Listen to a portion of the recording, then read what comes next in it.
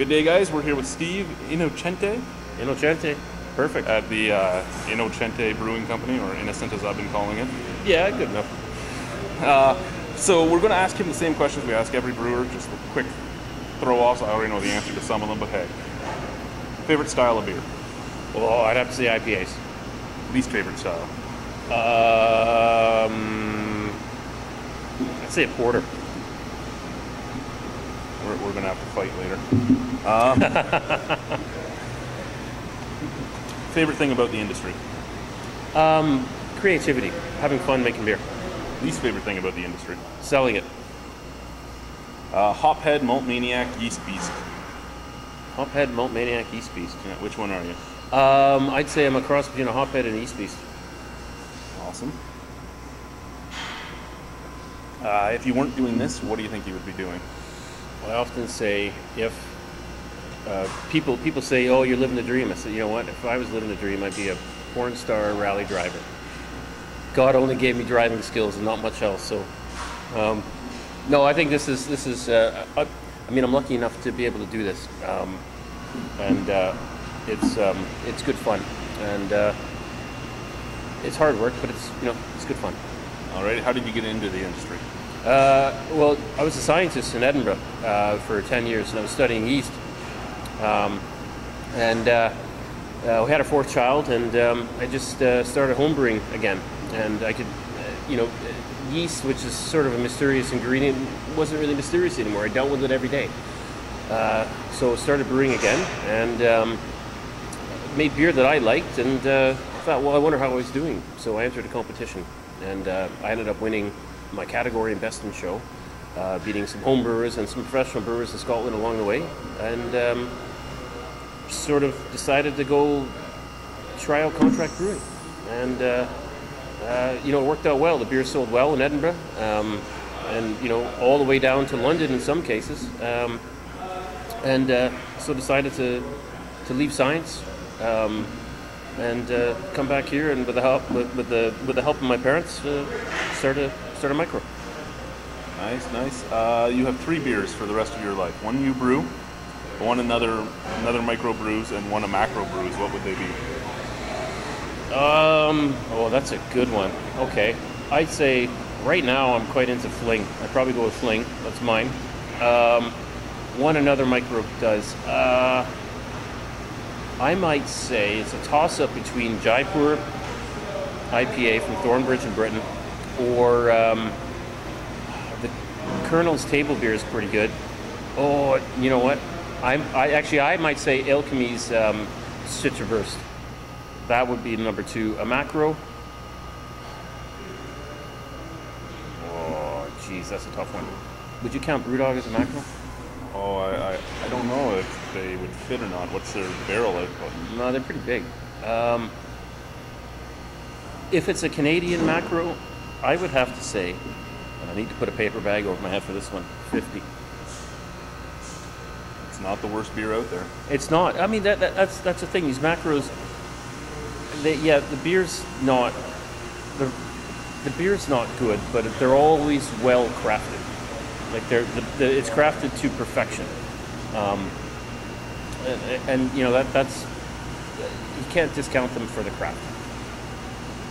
50's not bad. And lastly, then, what would be your advice for anyone that wants to get into the industry? Oh man, I remember talking to a lot of people, and I'm saying, "Oh, you need at least $1 million. At least $1 million." I'm like, "No, you're full of shit. You should be able to do this for 400,000." No, you need at least $1 million. Have lots of money, know exactly what you want, work with a good brewhouse supplier, and make sure you have a really good location. Awesome. Thank you very much. Thank you. Bye.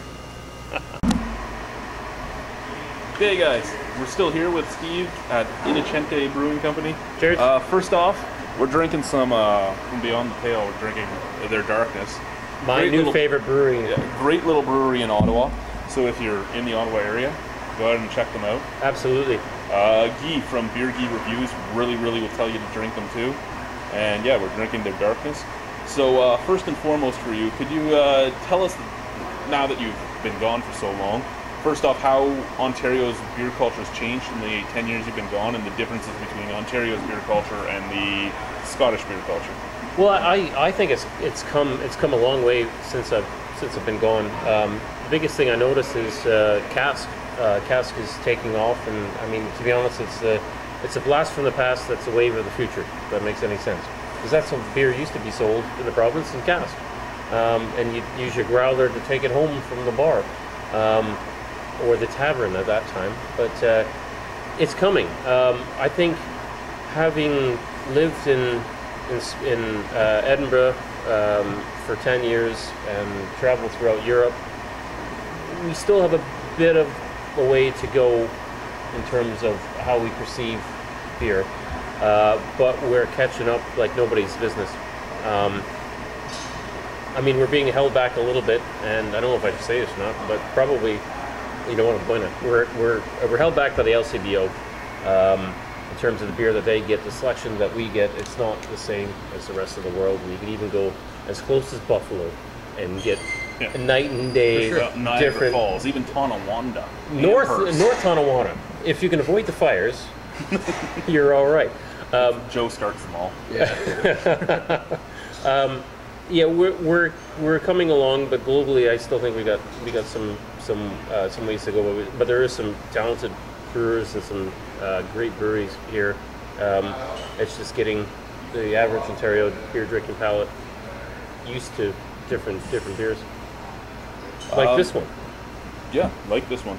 Again, for me, I remember now drinking it. That in my review, my comment was that it was too roasty for myself personally, and it didn't have enough body, but it's still a great drinking beer. Oh, I actually quite like I get coffee. I get like big coffee, sort of dark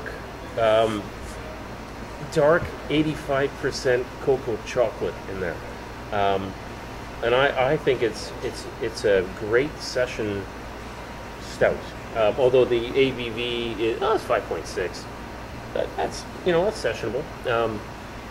Especially if you're 300 pounds. A Friday, and of Irish descent. A Friday night session maybe. But I had one of their staff in here a couple months ago, and about a month ago, and he came in. We traded beer, and I got really sick afterwards, and I forgot about it. It was in the bottom of our fridge, and came back, and it's like, oh yeah, we got all this Beyond the Pale stuff. First one we had was a Pink Fuzz. It's awesome. I don't know if I should like it or not, but I did. I loved it because I thought it was great. And been going through some of their double IPAs. Nice. There was Party Animal, and there was another one, Imperial Super Ghee. Yeah. Super Ghee. Super Ghee. Excellent stuff. And then the Rye Pale Ale, which I thought Rye Guy. Yeah, Rye Guy was very good, and they were good to me. And I'd like to shout out saying great stuff. And it'd be great to work together with them. And I don't see why I can't sell my beer in their retail store and they sell their beer down here. Like, how cool was that? You'd be able to get the shit down here.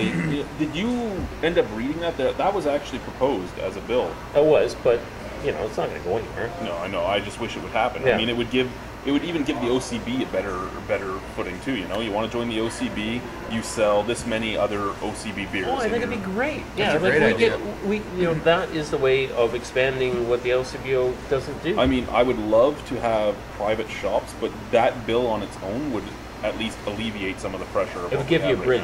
Yeah. Bridge. A better distribution network too. You can get your beers into different markets by going to that brewery. Exactly. I mean, and selling beer in Edinburgh, both in cask and in bottles. I mean, bottles was an eye opener because you get all these publicans you work with that own pubs, and you sell it to them in cask, and it's great. These guys that own the little bottle shops, they are passionate about their wine. They're passionate about their gin, their whiskey, and their beer. And there was one place I went to. Well, there was actually a couple places, but small little place, 850 different bottles of beer. I mean, 850 different bottles of beer. You might only have one of some of them, and they might be 20 pounds, $35. But you know what? You'll never get that. That's a treat. That's a one-off. I graduated or got a big promo at work. I'm gonna have this, and we don't have that. We're stuck with whatever the LCBO has, and can be supplied in large quantities. And to be honest, it's the dregs from Europe. So here's another question for you then. In the argument that's still going on today, corner store, grocery store, or private shop? All of them. All of the above. Why? And that I actually cannot believe that those beer store ads didn't backfire more than they did. Like, how dishonest was that? Well, I did a whole video series going through all the propaganda from them, and then I actually, because I have to be neutral on the subject, I'll say what my thoughts are. But then I went on the propaganda on the other side, and I mean, there are. I really wish, for me personally, I would rather it go, if I had the choice, to a private shop. But yeah, like you said, all three are what is needed to free what we have right now. But we can already buy wine in our grocery stores. Yeah. What's the difference? Get the wine What, rack like all what? over the place. And every time I go to one of those, you can already buy beer at corner stores in rural areas. exactly. Oh, well, but north of Highway 7, that's fine. South of Highway 7, our corner store owners cannot be trusted because they will sell. They will go out and target young people and sell it to them. Don't you know? Because that's what that nudge, nudge, wink, wink ad said to me, that they cannot be trusted. It's just, it's silly. You know what? We have to grow up in this province pretty quickly, and even the silly laws here. So I can sell you beer from the taps. It can't be in a glass larger than 341 mils. An Ontario governmental pint, I'm calling it. I cannot serve you a glass greater than 341 mils. Why? Why 341 mils? What makes that? You know, it can't be 342 mils, 341 mils. What makes that the requirement? Why can I not say, you know what, here's a 5-gallon bucket of beer. Sit there and drink it if you'd like. As long as you're not driving home, what does it matter? But that's the other thing in this province. You take the smart serve training, which I'm sure I just you've did both that done. recently. Yeah. Yeah. You know, at what point did we absolve people of all personal responsibility in this province?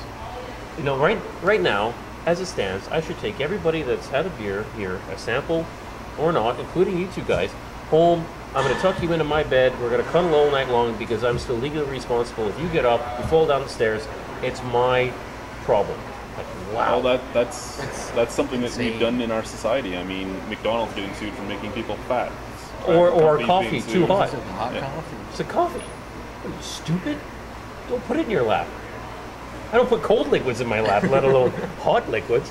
But yeah, I completely agree with that. That is actually something I've been fighting about as well for years. I mean, I worked in the bar industry in every genre. I was a bouncer, I was a bartender, I was a bar back. I've done it all. If they come in and they get themselves plastered, I mean, sure, I'll slow them down and all that. But every person metabolizes alcohol differently. Absolutely. And I mean, how is it my fault if they come in and get drunk and then decide to drive home? I mean, yeah, if I see them getting into a car, I'm going to call the cops to stop them. Yeah. But how does it become my fault and not theirs for doing it? Well, there was a bar here in town called Lou Swinewski's, and I don't exactly know the details of it, but there was some guy that they cut off, and they called him a cab ride home. He refused to take it. He took his car home, crashed it into a pole, and I'm not sure if he hurt anybody else in the process or if he killed somebody else in the process, but the bar was legally responsible. They did everything in their power.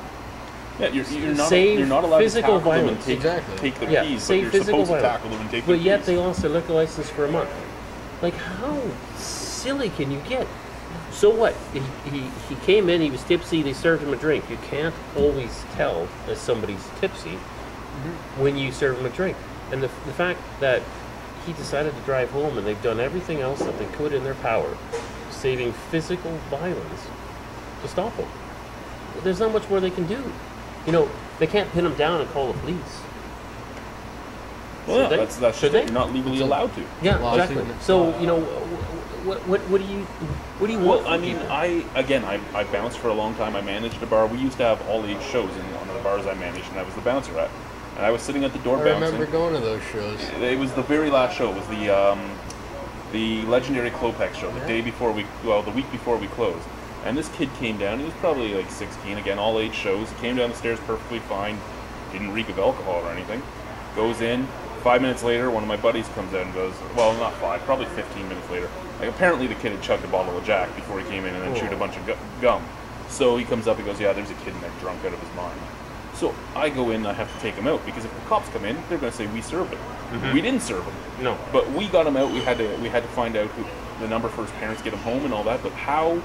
Like again, alcohol has to metabolize. That kid came in not smelling of Jack, and he had chugged a bottle of Jack. How am I supposed to know? I'm not psychic. But it takes 20 minutes for it to have its effect anyway. Yeah. And there you go. I mean, that was on me, even though he drank it outside of my property. If he got caught in there, it was on me. Yeah. What you need to It's do a is backwards, take him it's home, a tuck backwards him into province bed. we're in. Yeah. Actually, we called his dad. His dad picked him up, kicked him into the van, and drove him home. Poured him into the van. It was, it's a backwards province in some ways. I mean, distribution. That's my one biggest gripe in Niagara. Well, in Ontario. I mean, here I love the beers you make. I've had them all now thanks to him.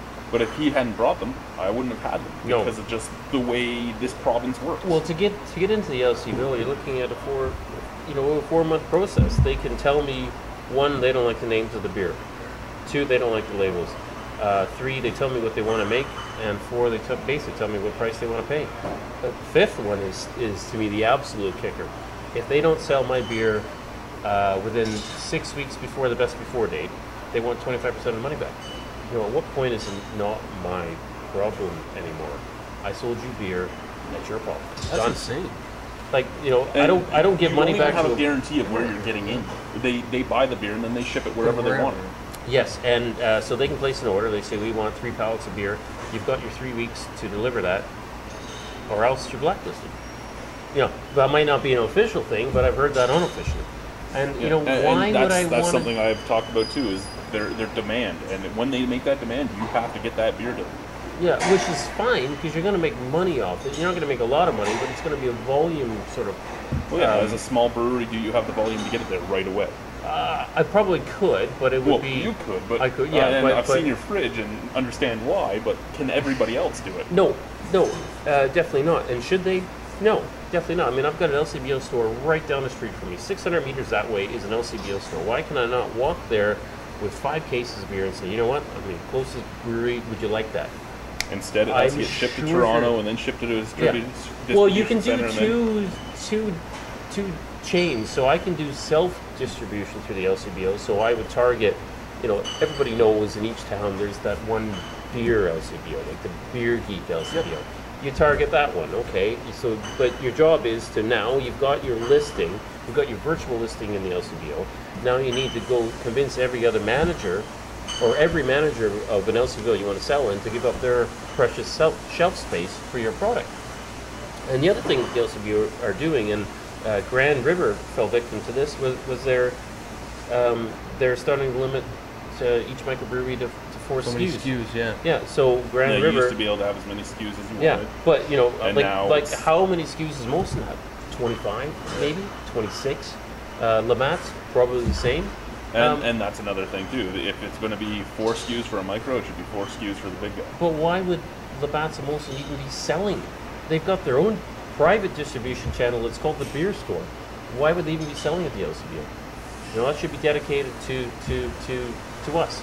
Well, but it should be an instantaneous entry. Like, going back to the place down the street, you tell me he wouldn't want to carry the most local microbrewery to him. And you don't think he could shift that? Even if, my beer is out there, people might not like it, you'll still shift it. Yep. But then the other thing is the microbrewer, I don't pasteurize. Bottling... When you don't get the fridge space, you get the shelf space. And you get the shelf space. Bad. Yeah, and so it might be sitting there for 6 weeks. Well, I mean, my first foray into Railway City, and regardless of whether or not you love Railway City or not, the beers are a lot better than my first foray into them was. And my first foray was into bottles from the LCBO. They didn't have very good filtration at all back then. They didn't even have a canister filter when they first were getting in, and they weren't pasteurizing. And the beer would go to the shelf, and it would go to the shelf because it wasn't a big guy. Big guys go in the fridge. Don't drink and drive, but we're going to put their beer in the fridge. Yeah. But so I went home and I reviewed the stuff, and it all had gone bad. It was like sour milk and everything else, and I poured all of it. I ended up getting to try it at the actual brewery. They actually called me in and said, "Do you want to come do what we're doing right now with us, and we'll let you try our beer." And the beer was 5,000 times better there because they actually had it refrigerated. But like that's something else that hurts this industry. I think is the fact that a lot of companies don't have the greatest filtration because of money, and they don't pasteurize, and But see, I then don't. they get on the. I don't want to filter. I mean, I don't want to filter either. But when you're just sitting in room temperature under lights forever, and Yeah, well, I think, and that's actually going way back to where you asked me how I thought the Ontario beer, craft beer scene was in the palate. The one thing that I think we are so far advanced on, way beyond Britain, is we will accept a beer that's not brilliantly bright. You know, and that's because I don't have the packaging system Molson has, or Labatt's, or Mill Street. I don't have a packaging supervisor, and I actually met the Mill Street packaging supervisor. Man, he knew his stuff. Could I use him? Oh, God, yes. But I don't have the equipment for that. I don't have the money for that. So I package the best I can, but my beer doesn't have a long shelf life. And, you know, I would hope it will last 3 months, but I don't think it does. And, you know, it just, because we get oxygen in, period. We try our best. That happens. The only way I see around it now is we bottle cloudy beer. And so the yeast will take up the oxygen immediately, and then you'll have your beer as good as you can get it, and hopefully it'll last longer. But then you're gambling, are people going to want to actually drink a beer that has sediment at the bottom? Yes. Which, yeah, I would think most would. So I think for us in the future, one-offs, I'm going to bottle cloudy, you know, because they'll stay longer, and it's a one-off. Who knows how long it's going to sit around before it all sells? I hope it sells immediately, but I don't know. well, we can send him in. He'll buy it all for you. Yeah, but road trip it. road trip it. Yes, very good. But yeah, it's and yeah, going back to the big guys getting the freezers or the sort of cold room space. I mean, their stuff is. They know what every molecule is doing in that beer at every given time. You know, they don't need that. Their stuff is shelf stable. They're pasteurizing. They're probably sterile Their filtered. stuff is shelf stable for a very long time. Yeah. I actually have, and I hope I have to burn it to DVD all the time so it doesn't get lost because I'm waiting for this project to finish. But I had bought a 2-4. Well, I've been doing this now for 5 years. So I bought the 2-4 5 years ago. Every 6 months I do one beer out of the 2-4 to see if it's changed. And so far that big guy's beer is the exact same this long after. And I'm waiting for it to actually turn. It's just starting to get the protein globules forming right now. All right. I've had some stale big guy beer, and there was nematodes in it, which was rather interesting. Added an interesting sour funk to the beer. Improved it immensely. Well, I do. To throw it on the lawn? I did not know. You know, I if you should've ever probably come, and knowing what your background is, this is if you're gutsy enough to be as stupid as we are. But if you ever come to Niagara, I have some original Labatt 50 from the 70s and other such things sitting in my basement. Oh, let's do it up. That sounds like an invite. It looks like a lava lamp, but I'm interested. That's wild. We actually did Labatt Bach from I remember that. 1981, I think it was. Uh-huh. We did that at the festival at the Albino Rhino Beer Tuber Palooza, and it was Nick that brought it over from Maxwell Star's Beer Reviews, and he had picked it up at a flea market in New Brunswick. It was actually really good still. I can imagine that. Yo, and going back to what we were talking about privately, you know, yeah, you may not like these big guys' beer, but what you have to appreciate is the craft that's gone into making it. Like, they're always exceedingly well crafted. I might not like the beer, but it's well crafted. It's always identical. Mm-hmm. Like, they know what they're doing. 100%. And they know way more than I do. I'm just willing to experiment a little bit more. I've got that leeway because it's my brewery. They don't. But these guys, like, don't discount them as brewers. Like, they know exactly what they're doing. I've met a lot of people very that good work at that. in the macro industry, and they all love beer too. It's just, this is what they have to make. This is what they're told to make. Yeah. And they have a science in it. It's completely interesting if you look into it. I mean, again, it might not be what you want to drink. I mean, it's not what I personally want to drink, but I cannot deny that they actually have great quality control. They have great brewing skills. They have great equipment. I mean, the equipment's amazing to see. But oh, I know, and again, when we're talking off camera, it was one of the major U.S. breweries. I forget what it was, but they've been setting aside cryo samples for decades, and the beer doesn't change from year to year. What it changes is slightly from decade to decade as people's tastes change. So you wouldn't be able to detect that as you have a drinker, because you're not going to go back to a beer that's 10 years old. But Most of us.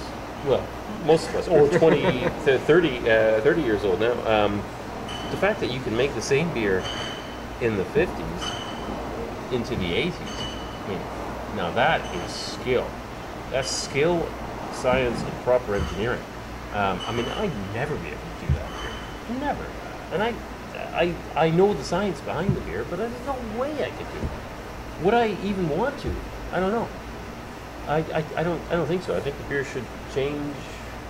I mean, it's the knock and the greatest thing about craft beer at the same time is that it's never going to be fully consistent because of dealing with different malts, different hops, like different growing crops. seasons. Anything. Oh, exactly. But the Batson I mean, Molson deals with the same problems, but it's identical over decades. Which that's a skill. That's a skill in its own right. That they have right there. Yeah. I mean, here.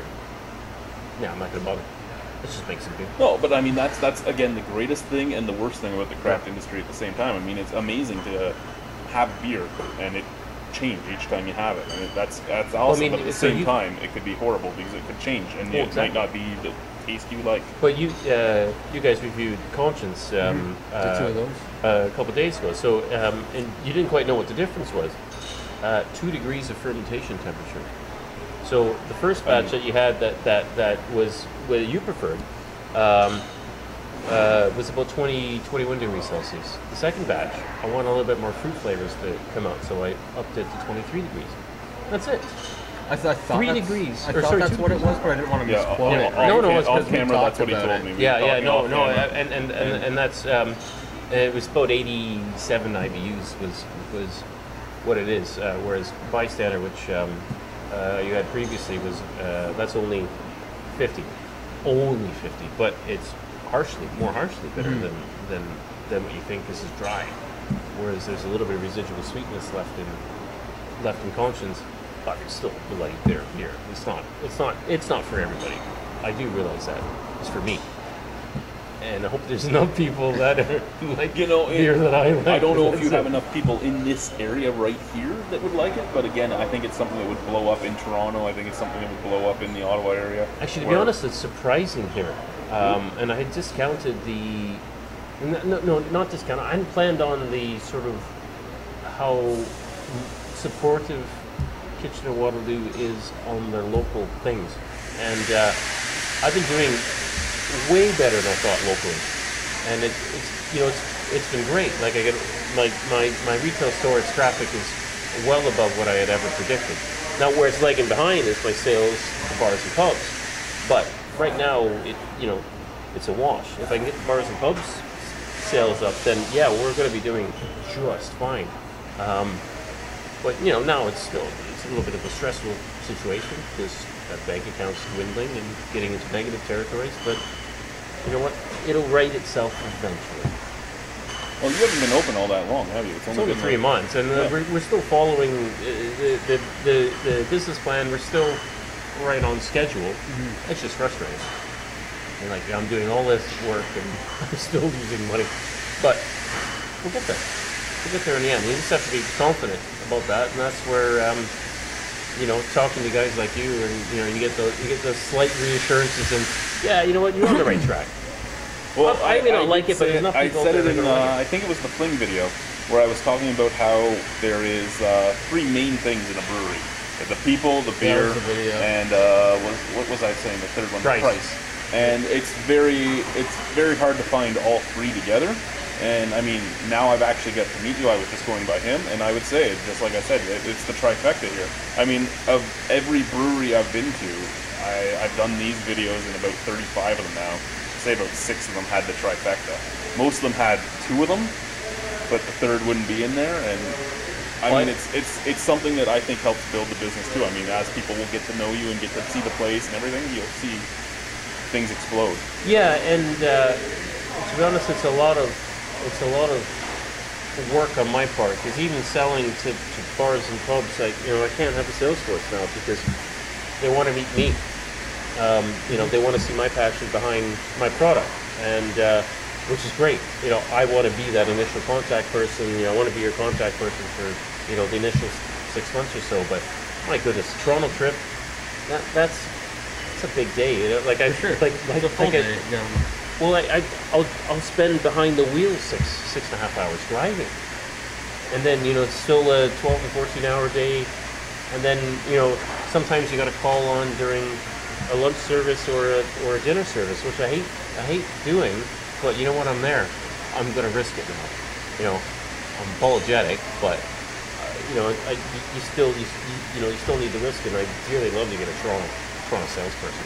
That would be so much easier. Yeah, again, with the beers you make, if you could get into Toronto, you'd probably do amazing. But it's pushing into Toronto with all their local breweries and everything else. It's a crowded marketplace, and they can obviously offer a discount because they don't have the delivery travel. Well, and a lot of those breweries have been around for a long time, and they're can do a their discount capital's because of paying down. You're right. Well, there's two other comments then. First is a quick one, and you're a new brewery, which is why this is relevant to you. Do you think that Ontario's beer market might be starting to get saturated with what we have now and what's planned to be opened in the rest of the year? No. And I remember convincing bankers of that. Certain areas of, say, the Pacific Northwest of the U.S., they might be 40% craft brewers. I think we're at, maybe 6% now? We've got a long... I think the number right now is 115 open with another 35 planned for the rest of the year. But what's the total craft sales in comparison to everything? You're right. So let's say the U.S. on average is 12 to 15%. That's a doubling. And it's a fertile market right now, and that's why everybody's getting into it. But I think eventually, as we get more and more crowded, you start to differentiate on, okay, this guy does good beer, this guy doesn't, and that's where it's going to start to separate. So I think if you stay true to your guns, you make the best beer that you can, you don't put out crap that you don't like, then I think you'll be all right. In my mind, I might be wrong. And that's why I said previously off camera, I've got that 6-month gap, or that 6-month window I was going to give myself. I make the beer that I want to make for 6 months. If we don't make the money we want to make, then I'm going to have to look at making something that people might want to drink. I'm hoping it doesn't come to that. We're halfway through that right now. We're on target. I'd like to push that up a little bit, and that's why now all the wild and wacky one-offs are going to be done on the big brew house, not on the 100-liter pilot kit that still takes me 8 hours to make. If it takes me 8 hours to make 2,500 liters versus 100 liters, then fine, that's value for money. And the craft beer scene is about, what have you done for me lately? It's very much like science. No, it's very true. What good experiments have you done lately? What good data do you have lately? There's a bottle right there from a brewery that we even talked about off camera. And Cameron's? Yes. That's a great beer. Fantastic. That's a great beer. A lot of their beers are great beers, but for how long were they there? 4 standbys and nothing else? They didn't experiment. They didn't explode. Once they started... It's a gamble, though. It's a gamble. It is, yes. I do understand that. I mean, seeing the fiscal financials of everything that you have to put into it, it's a gamble. They had their 4 beers that were set. But as soon as they started making stuff like this, and the RPA, and the Obsidian, and the bourbon barrel aged stuff, and everything, that's when they actually started exploding around the province. For sure. And exactly what you were saying, though, it's like, I really like these beers, but what's new? It's always, what's new? Yeah. And like, I do a lot of road tripping to places, and I don't want to, like, I'm not going to drive from the Falls to say it's a little more than an hour to get to Cameron's. I'm not going to drive there to pick up the Auburn Ale that I can get everywhere else I want. You know what I mean? Yeah. But I want, if I'm going to make a drive, there's got to be something new for me. I want to get what I'm used to, but I want something different. Something else, just, you know what I mean? Yeah, and that's why, again, now we're doing the big stuff. You know, people come in, oh, what do you got new? Okay, well, I'll take a growler of that, and then, you know, they might pick up something else. And so, if you get people through the door, chances are they're going to leave you something. And as long as they leave a good beer and a smile on their face, and then I'm a happy camper.